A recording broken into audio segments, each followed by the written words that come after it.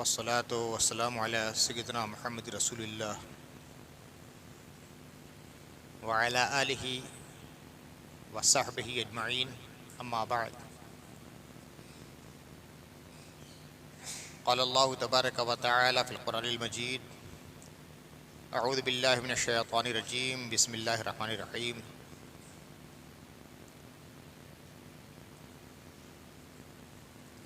फ़फ़िरू इलल्लाह सदक़ल्लाहुल अलियुल अज़ीम।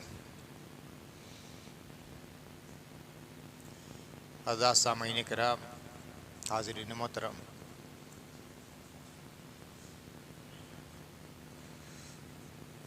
वक्त का सफ़र बड़ी तेज़ी के साथ तय हो रहा है।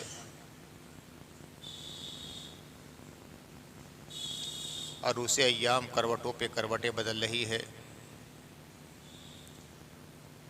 सूरज निकलता है, डूबता है, चाँद तुलू होता है, ग़ुरूब होता है। इनक़लाबे लैल व नहार के मनाज़िर सामने आते हैं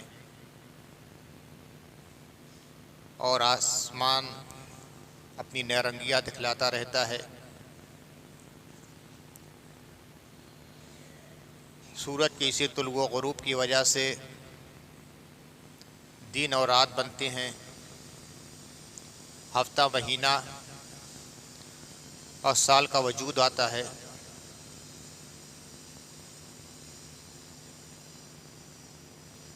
महीना साल बनता है, साल सदियों में तब्दील होता है और इसी तरह ज़माना चलता रहेगा ता कि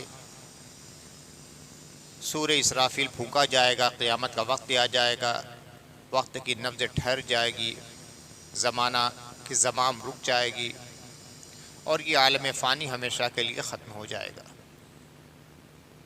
ज़माना चल रहा है, महीने बदल रहे हैं और इतनी तेज़ रफ्तारी के साथ कि कब आया कब गुज़र गया अंदाज़ा भी नहीं होता। गोद में खेलने वाले बच्चे जवान हो जाते हैं, जिनको बचपन में जवानी में देखा था आज अल्लाह के प्यारे हो चुके हैं। यही है ज़िंदगी की रीत, यही है ज़िंदगी का सफ़र।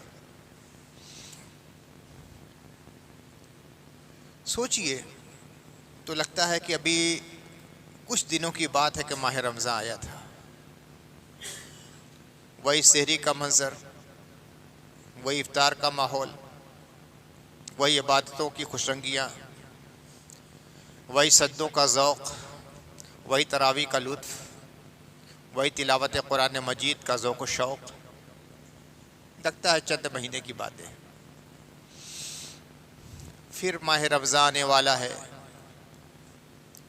शाबान का चाँद हम लोगों ने देख लिया, बरकत की दुआएं कर ली। ये महीना भी बहुत अहम महीना है। जिस तरह इंसान जब अहद शबाब में कदम रखने वाला होता है, उससे पहले उसके चेहरे के खद्दो खाल बतला देते हैं कि एक नया दौर ज़िंदगी शुरू होने वाला है। जब गुलिस्तान आलम पर मौसम बहार आने वाला होता है तो माहौल और फ़िज़ा की रंगीनियाँ ऐलान कर देती हैं कि अब फ़सल बहारा की नमूद होने वाली है। गर्मी के बाद जब बरसात का ज़माना शुरू होने वाला है और अब्र बारा रहमत इलाही को अपनी आगोश में लेकर आने वाला होता है तो ठंडी ठंडी चलने वाली हवाएं इस बात का ऐलान करती हैं कि ऐ प्यासी ज़मीन, अब तेरी तशनगी का दौर ख़त्म होने वाला है।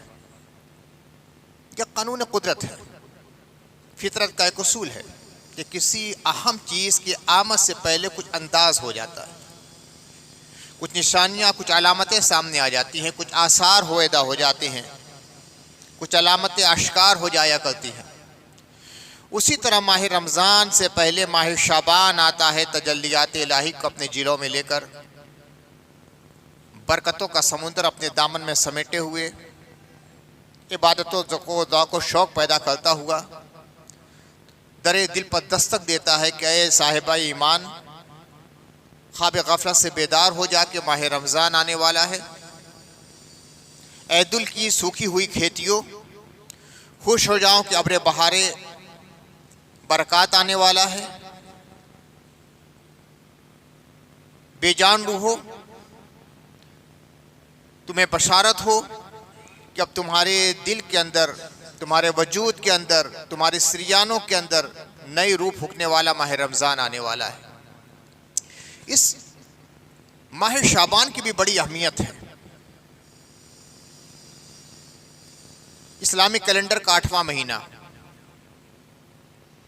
इसका नाम है शाबान, जिसको उर्फ़ आम में शब बरात का महीना कहते हैं। शाबान के माने होते हैं वो दरख्त जिसके बहुत शाखें हों।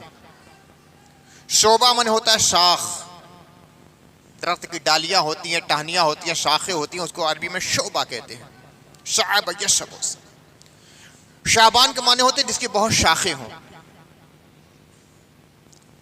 हज़रत मुहक़्क़िक़ दिल्हवी, हिंदुस्तान की अजीम तरीन आलिम हज़रत शेख अब्दुल हक मुहक़्क़िक़ दिल्हवी, मा सबत अब सुन्ना में एक रिवायत लिखते हैं हज़रत अनस बिन मालिक से।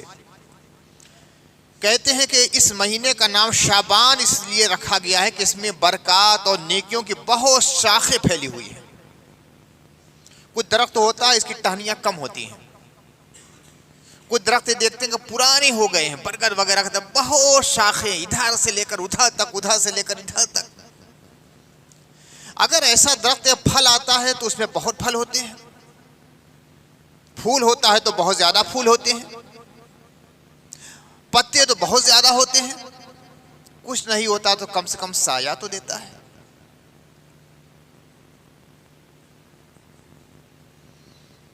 तो इस महीने का नाम ही शाबान है। बहुत शाखों वाला दरख्त, नेकियां की शाखें फैली हैं, बरकतों की शाखें फैली हैं, रहमतों की शाखें फैली हैं, इबादत के ज़ौक़ की शाखें फैली हैं, और इतनी ज़्यादा शाखें फैल गई हैं और पत्तों से इतनी लदी हुई हैं कि उसके नीचे आदमी जाता है तो सुकून हासिल करता है।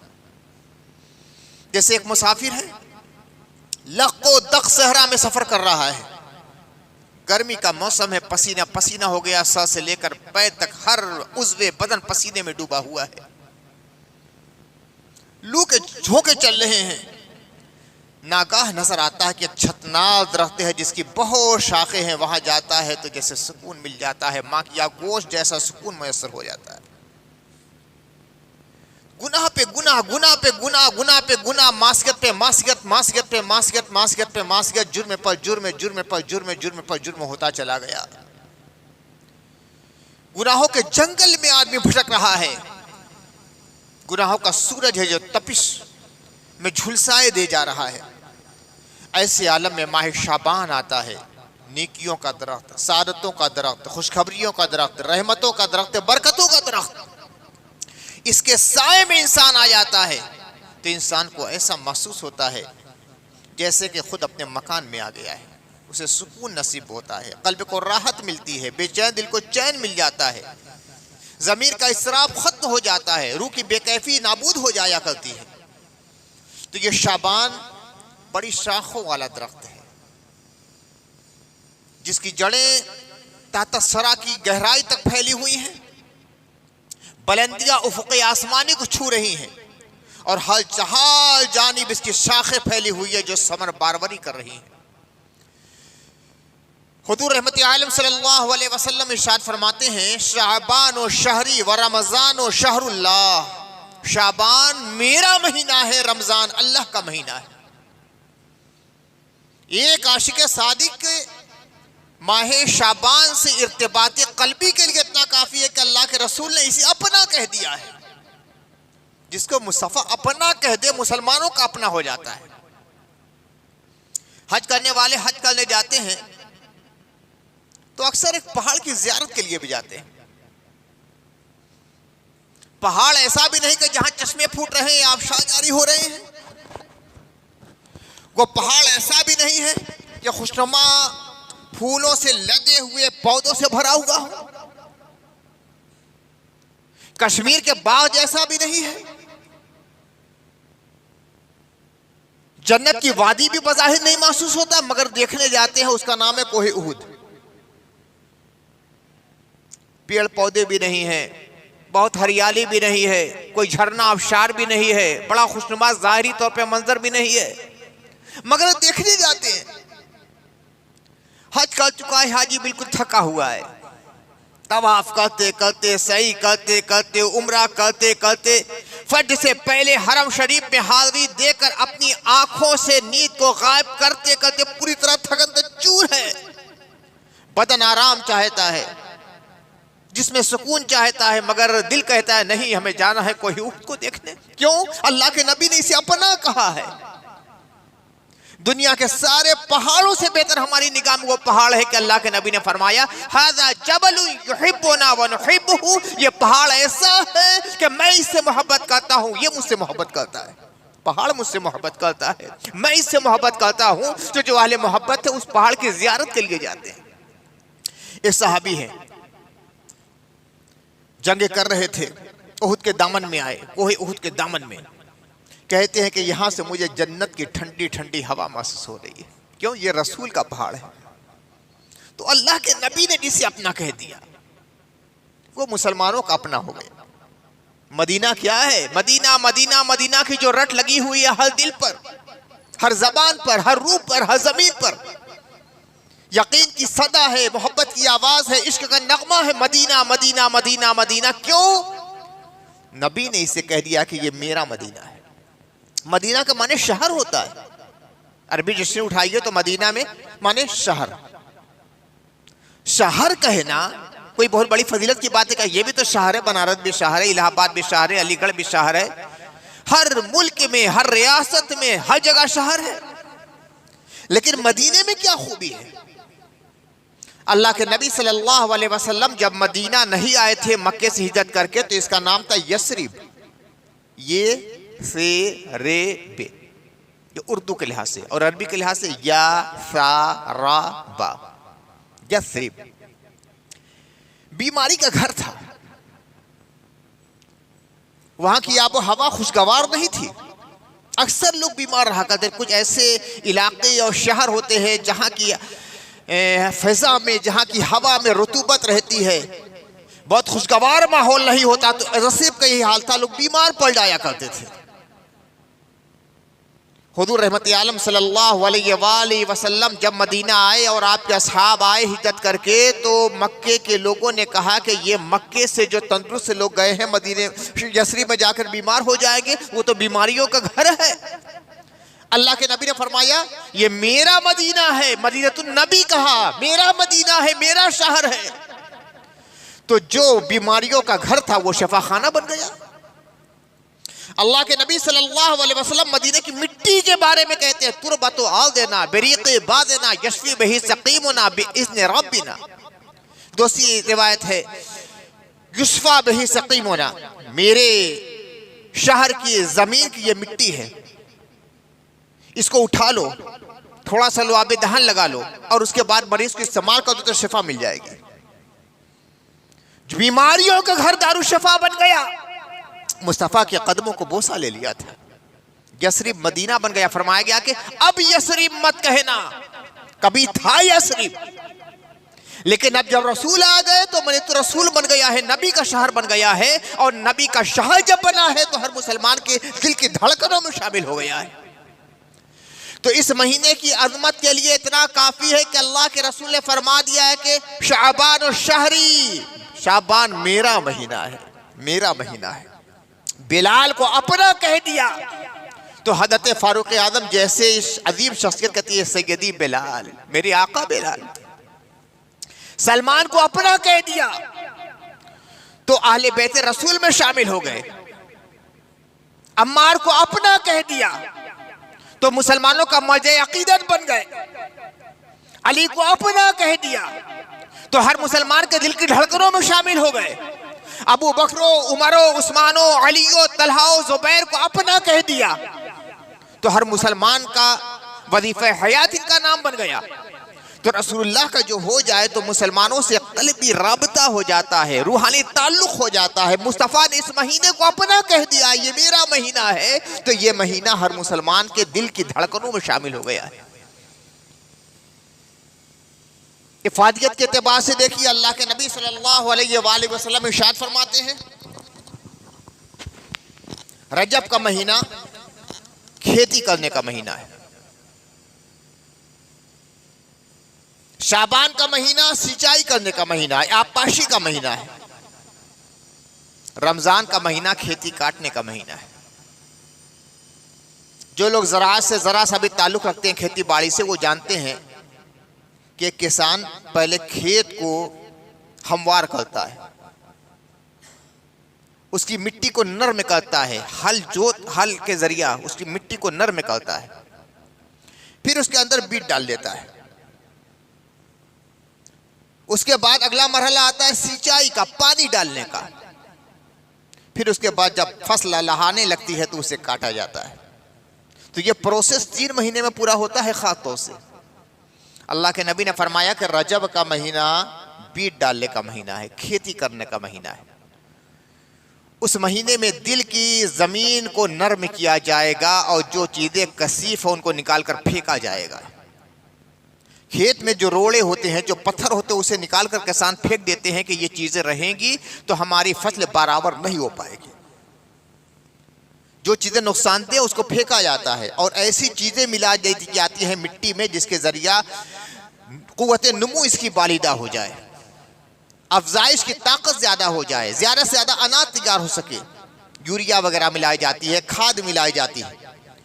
तो उसी तरह दिल की खेती को नर्म और मुलायम और साफ करना पड़ता है, कसाफतों से साफ, गुनाहों से पाक, मासिया से साफ, गलाजतों से साफ, कसाफतों से साफ। उसके अंदर लिताफत और नरमी और जाज़िबियत पैदा करना पड़ता है, इस्तिदादी इंजज़ाब पैदा करना पड़ता है कि जो चीज़ इसके अंदर डाली गई है उसको कशीद कर सके और उसके असरात को कबूल कर सके और पूरी क़ुव्वत नुमू के साथ अपने फसल बहारा को दुनिया के सामने पेश कर सके। अब यह महीना आ गया है, सिंचाई करने का महीना है। जो बीज डाला था उसके अंदर कुव्वत पैदा करने का महीना है। कोपलें फूटेंगी, पौधे जाहिर होंगे, नर्म नर्म पौधे जमीन से अपना सर उभारते हैं। अल्लाह की अजीब कुदरत है, जमीन इतनी सख्त। आप देखेंगे गेहूं का पौधा है, चावल का पौधा है, धान है, सब्जियों का पौधा है, उगता है तो कितना मुलायम होता है कि इस तरह उंगली में लेकर दबाया जाए तो खत्म हो जाए, उसका वजूद खत्म हो जाएगा, इतना मुलायम। खुदा की कुदरत का मुशाहदा कीजिए कि जमीन का सीना चीर कर निकलता है, उससे बड़ी सख्त चीज है जमीन। आप उंगलियों से उस जमीन को कुरेदना चाहेंगे तो आपका नाखून टूट जाएगा, जमीन नहीं कुरेदी जाएगी। मगर इतना मुलायम सा पौधा कैसे निकल गया? अल्लाह की कुदरत है। इन्नल्लाह अला कुल्लि शैइन कदीर। इंसान को उसने पैदा किया है तो उसकी रिस्क का सामान भी जमीन के दामन में रख दिया है और उसको फराहम करता रहता है इंसान के लिए। जमीन को चीर कर पौधा सर उभारता है। तो यह महीना ऐसा है कि आबपाशी का महीना है, सिंचाई का महीना है, पानी देने का महीना है। अगर एक किसान जमीन में बीज डाल दे फिर गाफिल हो जाए, पानी ना दे, तो जमीन से पौधा नहीं उगेगा, फसलें नहीं लहलहाएगी। इस महीना खातों से पानी देने का महीना है। मुराद क्या है? ये पानी कैसा है? एक पानी वो है जो नहरों से डाला जाता है, नदी से डाला जाता है, ट्यूबवेल के जरिए डाला जाता है, बादल का पानी होता है, उससे ये खेत सैराब होते हैं, खेतियां लहलहाती हैं। मगर दिल की खेती कैसे लहलहाती है? ये तौबा का पानी होता है जो आंखों से रिमझिम बरसता रहता है।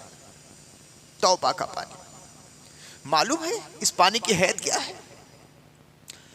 बादल से जो पानी बरसा जमीन में जज्ब हो गया, समुद्र का पानी था, भाप बनकर उड़ा, उस पर गया, फिर बादल बन गया। कुएं का पानी जमीन पर गिरा, फिर जमीन में जज्ब हो गया। हर पानी जमीन से उभरता है, जमीन में चला जाता है। मगर ये आग से गिरा हुआ तौबे का, निदामत का, इस्तिग़फ़ार का, मुनाजात का जो पानी है, एहसास गुनाह का पानी है, वो जब गिरता है ना तो बज़ाहिर तो जमीन में जज्ब होता है, दामन में जज्ब होता है, आस्तीन में जज्ब हो जाता है, कपड़ों में जज्ब हो जाता है, मगर हकीकत वो अर्श आज़म तक पहुंच जाया करता है। ये सिसकियां ये कराहें, ये आहें, ये रात का कर्ब इस्तराब, ये आहें सहरगाही, ये दुआएं नीम शबी, ये क्या है? अल्लाह के नबी सल्लल्लाहु अलैहि वसल्लम इरशाद फरमाते हैं कि अल्लाह ताला ने मुझसे फरमाया, यानी हदीस कुदसी है, कि एक बंदा मोमिन जब गुनाह करता है और उसके बाद जब तड़पता है, कराहता है, रोता है, मेरी बारगाह में इस्तिग़ासा फरियाद करता है, तो ये रोना, ये तड़पना, ये मुनाजात करना, ये गिड़गिड़ाना मुझे तस्बीह करने वाले फरिश्तों की तस्बीह से ज्यादा पसंद है। फरिश्ते क्या है? अल्लाह की तस्बीह हमेशा पढ़ते थे, सुब्बुहुन कुद्दूसुन रब्बना व रब्बुल मलाइकति व रूह, ये फरिश्तों की तस्बीह है।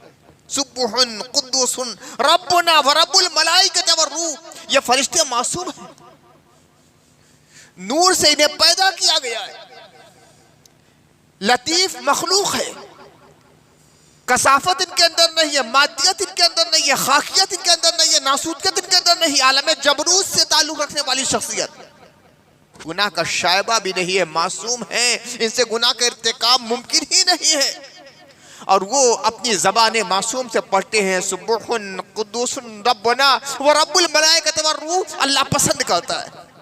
लेकिन एक बंदा मोमिन जो गुनाहगार है, गुनाह किया है, एहसास गुनाह में तड़प उठता है कि मैंने बहुत गलत किया, और सद्दे में सर कर कहता है रब्बना ज़लमना अनफुसना व इल्लम तग़फिर लना व तरहमना लनकुनन्ना मिनल खासिरीन, तो अल्लाह फरमाता है तस्बीह पढ़ने वाले फरिश्तों की तस्बीह से ज्यादा इस बंदे मोमिन का रोना और तड़पना मुझे पसंद है।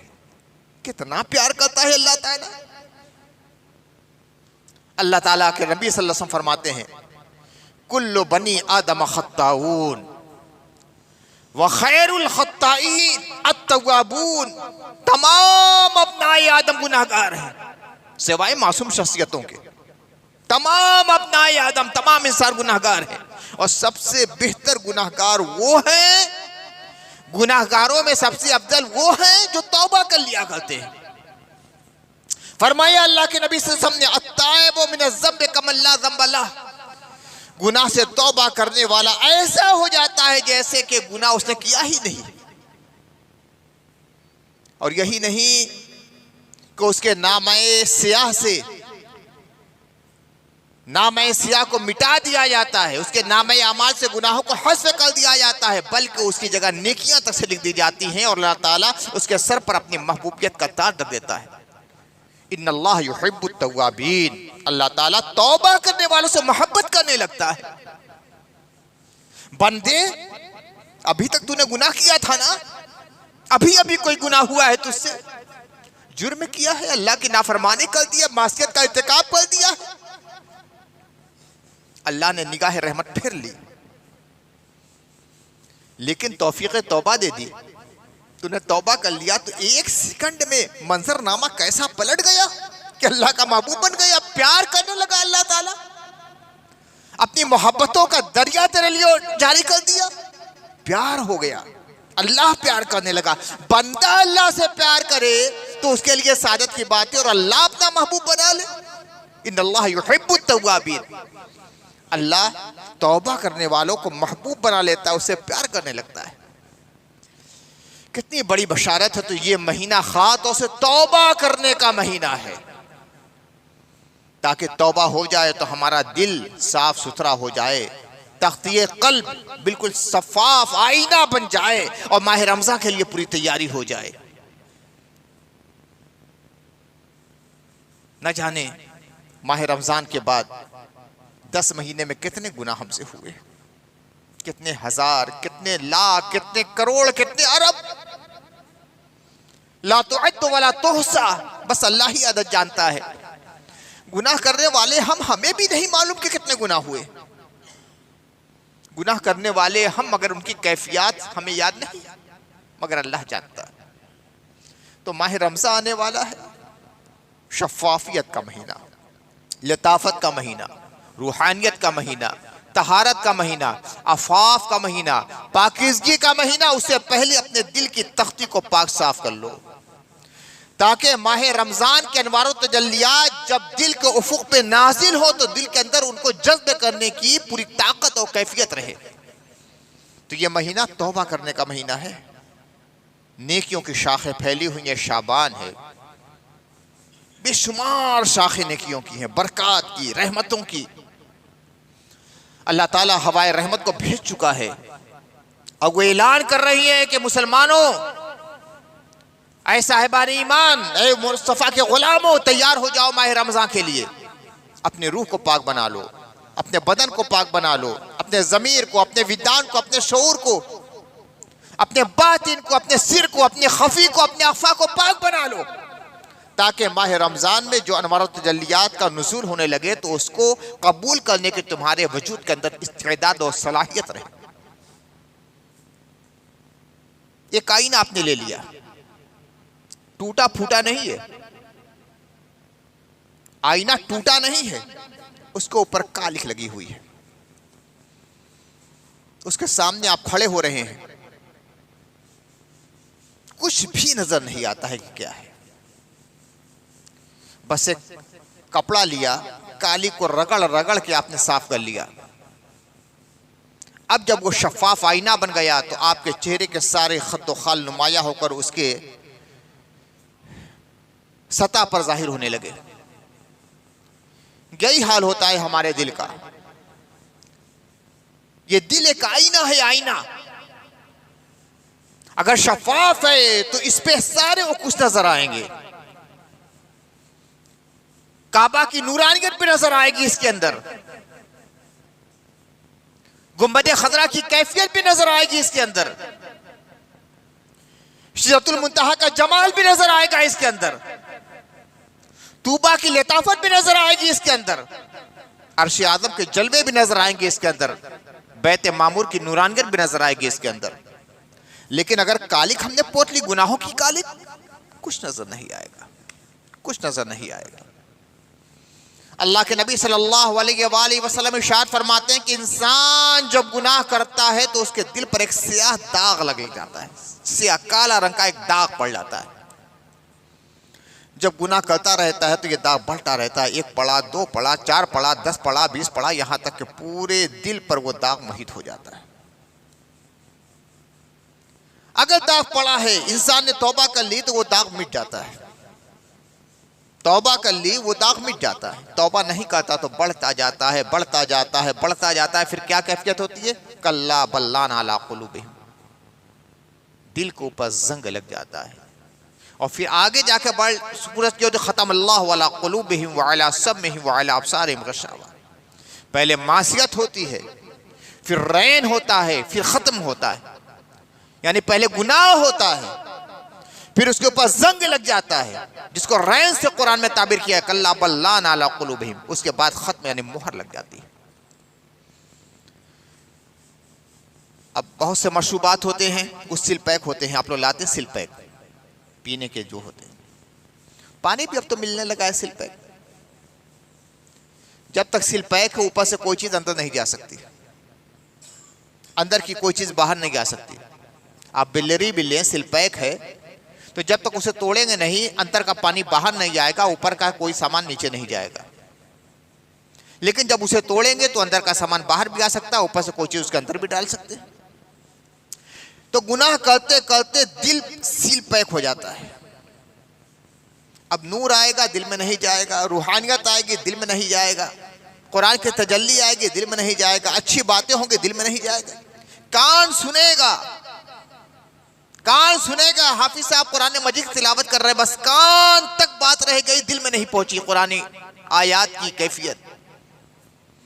तकरीर बहुत अच्छी हुई, ज़बान से कह दिया कि बहुत अच्छा आज खिताब हुआ है, लेकिन कान तक मामला रह गया, दिल में नहीं पहुंचा, दिल पे मुहर लग गई है। और ये बड़ी अंदोहनाक कैफियत होती है। खत्म अल्लाहु अला कुलूबिहिम, काफिरों के बारे में अल्लाह ने कहा है कि अल्लाह ने उनके दिल पर मुहर लगा दी है, ठप्पा लग गया है, मुहर लग गई है, सिल पैक उनका दिल हो गया है। वाला समहिम वाला अब्सारिहिम ग़शावा, उनके कानों पर और उनकी आंखों पर पर्दे पड़ गए हैं, देखते हैं मगर देखते नहीं, सुनते हैं मगर सुनते नहीं। यह बड़ी खतरनाक पोजीशन होती है कि आदमी सुने मगर सुना नहीं, सुनी अनसुनी कर दिया, देखा मगर देखा नहीं। सुबह से लेकर शाम तक, शाम से लेकर सुबह तक इबरत के हजार मनादिर हमारी निगाह के सामने आते हैं, हम देखते हैं मगर देखा नहीं। हजारों बातें हम सुनते हैं खैर की, मगर सुनते हैं सुना नहीं, इस कान से सुना इस कान से उड़ा दिया। क्या ये इबरत का मंजर नहीं है कि एक नौजवान लड़का गिरा, चट से गिरा, पट से मर गया, ना बीमारी थी, ना कोई परेशानी थी, ना उम्र इतनी ज्यादा थी, 25 साल का नौजवान है, चलते चलते गिरा मर गया। क्या इबरत का तमाशा नहीं है? जो उसके साथ हुआ है हमारे साथ भी हो सकता है, लेकिन क्या हम इबरत हासिल करते हैं? सुबह से लेकर शाम तक कितने मनासिर ऐसे हैं। सूरज डूबा, सूरज निकला, चांद तुलू हुआ, चांद गुरूब हुआ, सितारे जगमगा रहे हैं, सितारे अपना वजूद गोया नाबूद कर चुके हैं।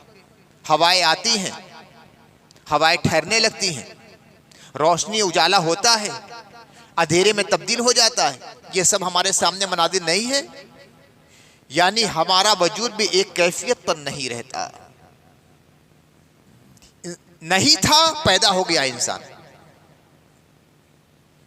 बच्चा था, जवान हो गया, उन्फाने शबाब की दहलीज पे कदम रखता, आगे बढ़ता बढ़ता बढ़ता ढड़ी उम्र में आ गया, बुढ़ापा आ गया। सर के सारे बाल काले थे, एक सफेद नहीं था। आज कैफियत हो गई कि सर के सारे बाल सफेद हो गए, एक काला नहीं है। मुंह में एक दांत नहीं था, 32 दांत मुंह के अंदर आ गए, फिर सारे दांत टूट गए। कभी वो जमाना होता है कि पहाड़ों को ठुकराने का हौसला रखते हैं, कभी वो वक्त आता है कि उठते हैं तो दीवारों को थाम कर उठते हैं। क्या ये सब इबरत का तमाशा हमारे निकल लिए नहीं है? रोज देखते हैं, रोज देखते हैं, रोज देखते हैं। आंख खुली देखना शुरू किया, जब तक आंख बंद नहीं हुई थी देखते रहते हैं। आंख बंद हो गई तो जाग रहे हैं, तो इन्हीं चीजों के बारे में सोच रहे हैं, मगर इबरत नहीं लेते। ये दुनिया क्या है? फानी है, नहीं थी, है, खत्म हो जाएगी। ये जिंदगी क्या है? एक कच्चा रंग है जो उड़ जाता है,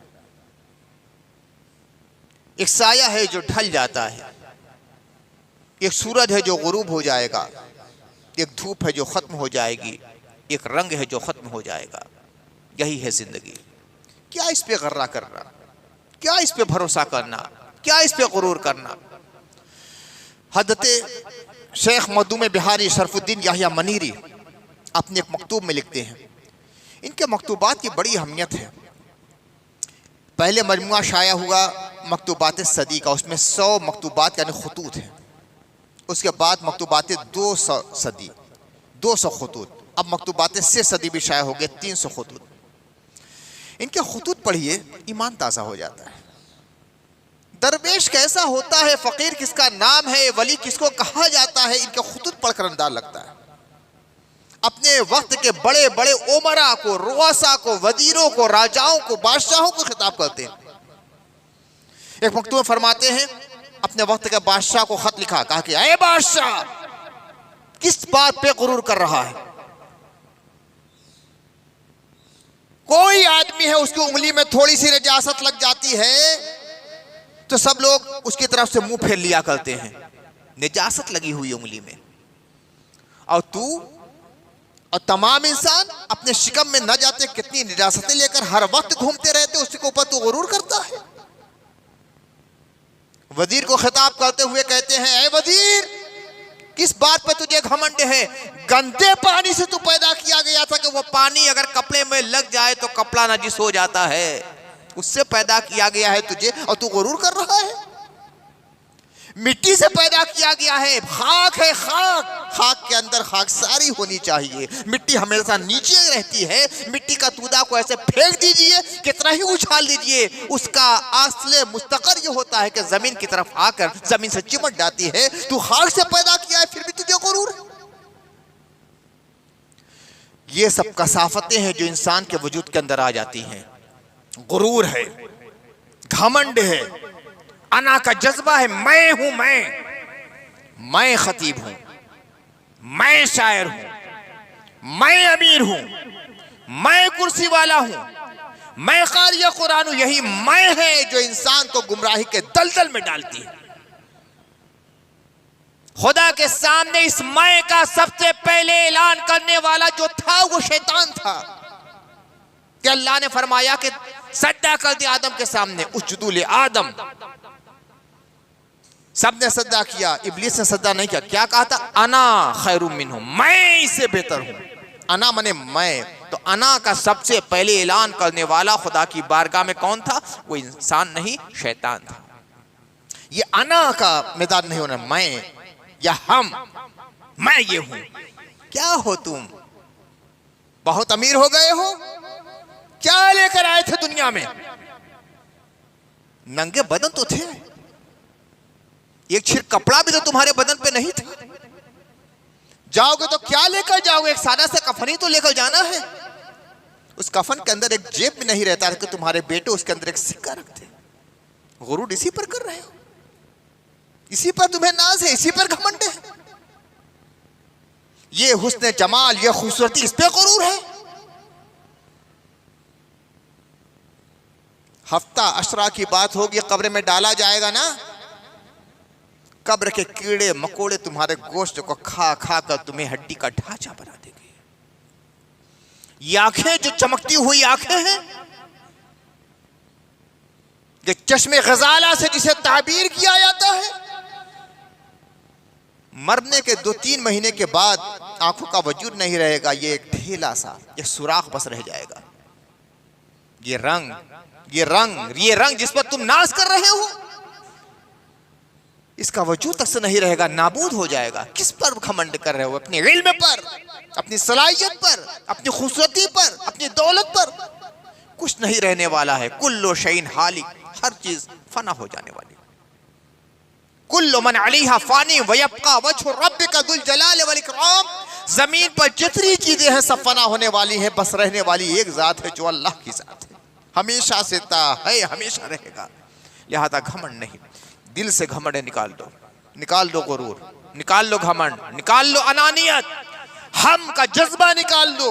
बस अल्लाह है, ला मकसूद इल्लल्लाह, ला मौजूद इल्लल्लाह, ला इलाहा इल्लल्लाह। अल्लाह के अलावा कुछ नहीं है। तमाम कायनात सब खत्म होने वाली है। हजरत वालिद गिरामी फरमाते हैं ना, मिट रही है, कह रही है कायनात, मिट रही है, कह रही है कायनात, सब बेफानी और बाकी एक जात, बस उससे लो लगा लो। दिल को साफ करो मेरे भाइयों। ये महीना दिल को साफ करने का महीना है, दिल को रिफ्रेश करने का महीना है, दिल के अंदर तकवा की जोत भरने का महीना है। और दिल को इस लायक बना लिया जाए कि माह रमज़ान में जो अनवारो तजल्लियात खुदा की बारगाह से नाजिल होते हैं कल्ब मोमिन पर, दिल को उनको जज्ब करने की सलाहियत पैदा हो जाए। ये महीना हमें यही पैगाम देता है। और इसको पूरे उरूज पर लाने के लिए अल्लाह ताला ने इस महीने के अंदर एक रात रखी है जिसका नाम है शब बरात, जिसको लैलतुल बरात कहा जाता है, लैलतुल तौबा कहा जाता है, लैलतुल मुनाजात कहा जाता है। ये सआदत की रात, पाकिज़गी की रात, इस्तिग़फ़ार की रात, तौबा की रात, मुनाजात की रात, ज़िक्र और फ़िक्र की रात, अल्लाह से मिलने की रात, अपने गुनाह को माफ़ कराने की रात, जन्नत के लायक बनने की रात और जहन्नम से छुटकारा पाने की रात। इंशाअल्लाह अगली नशिस्त में अगर अल्लाह ने तौफ़ीक़ अता फ़रमाई, ज़िंदगी रही, अल्लाह ताला ने बोलने की सलाहियत अता फ़रमाई, तो इंशाअल्लाह उसके बारे में गुफ्तगू की जाएगी। व आख़िर दावाना अल्हम्दुलिल्लाहि रब्बिल आलमीन।